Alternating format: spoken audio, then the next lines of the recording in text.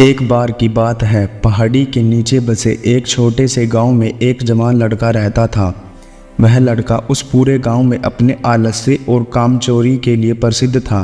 सभी गांववासी उसे आलसी कहकर ही पुकारते थे, क्योंकि वह पूरे दिन एक पेड़ के नीचे पड़ा रहता, झपकियाँ लेता और अपने भविष्य के बारे में अच्छे अच्छे सपने देखता। उसके दिन ऐसे ही आलस्य में गुजर रहे थे। लेकिन एक दिन उस गांव में एक संत बाबा आए, जो कि अगले 3 दिनों तक उसी गांव में रहने वाले थे। संत बाबा गांव में भिक्षा मांगते, दिन भर लोगों को उपदेश देते और रात्रि में गांव में बने एक मंदिर में सो जाते। संत बाबा जब भी भिक्षा मांगने जाते और भिक्षा लेकर वापस आते, तो वो हर बार उस जवान लड़के को उसी पेड़ के नीचे लेटा पाते। संत बाबा 2 दिनों तक यह सब देखते रहे और वह समझ गए कि यह लड़का मानसिक आलस्य का गुलाम है। तीसरे दिन जब संत बाबा भिक्षा लेकर वापस लौट रहे थे, तो वह उस लड़के के पास गए, जो कि अभी भी उसी पेड़ के पास लेटा हुआ था। संत बाबा ने लड़के से कहा, बेटा, मेरे पास तुम्हारे लिए एक काम है। मैं चाहता हूँ कि तुम उस पहाड़ी की चोटी तक जाओ और वहाँ से मेरे लिए एक पंख लेकर आओ। लड़के ने लेटे लेटे ही अपना सिर पहाड़ी की तरफ घुमाया और उसकी सबसे ऊंची चोटी तक अपनी नज़र दौड़ाई।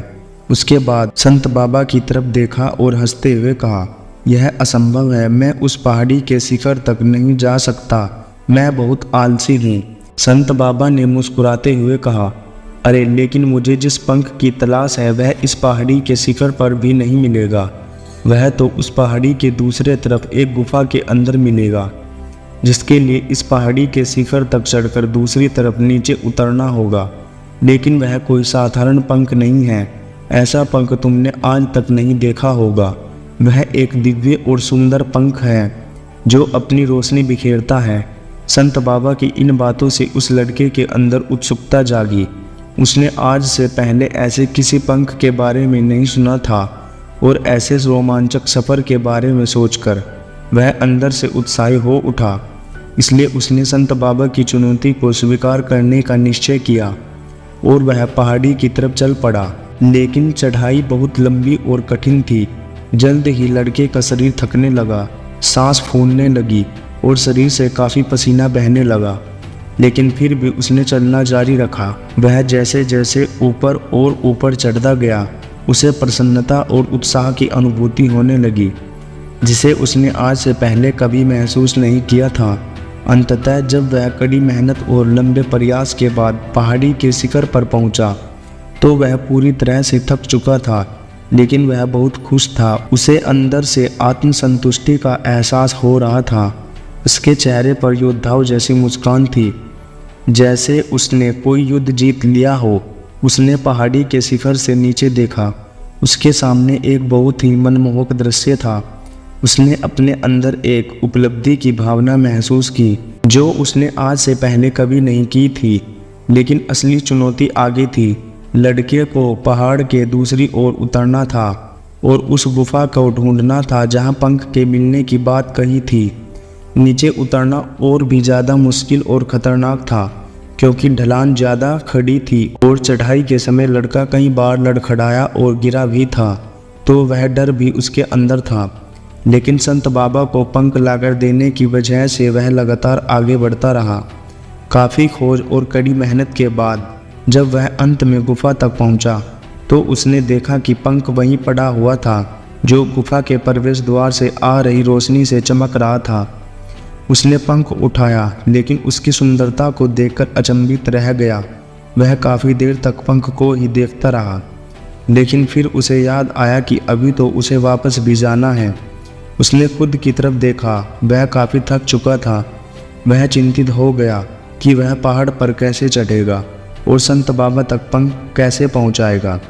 एक पल के लिए उसने हार मानने के बारे में सोचा, लेकिन फिर उसे वह उपलब्धि, वह गर्व की भावना याद आ गई, जो उसने पहाड़ी के शिखर पर पहुंचने पर महसूस की थी।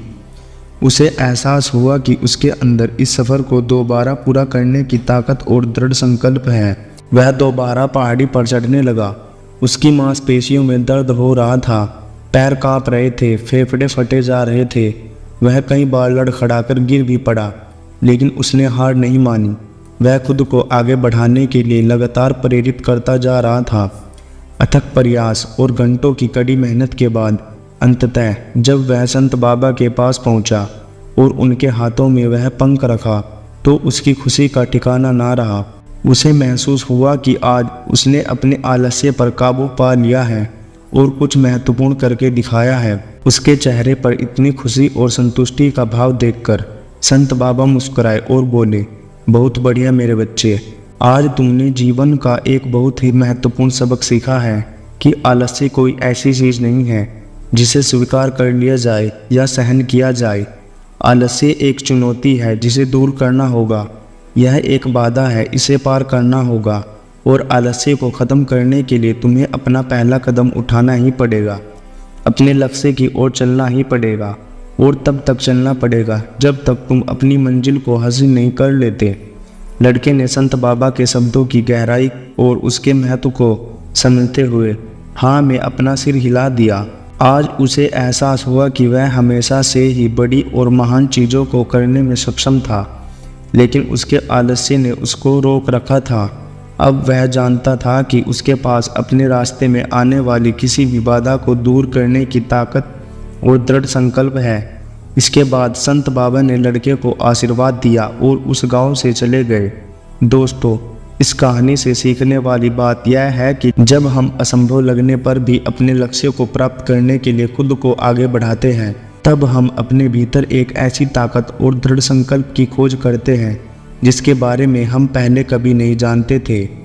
दोस्तों, आलस्य पर काबू पाने के लिए हमें खुद को चुनौती देनी चाहिए और बड़े व महत्वाकांक्षी लक्ष्य बनाने चाहिए।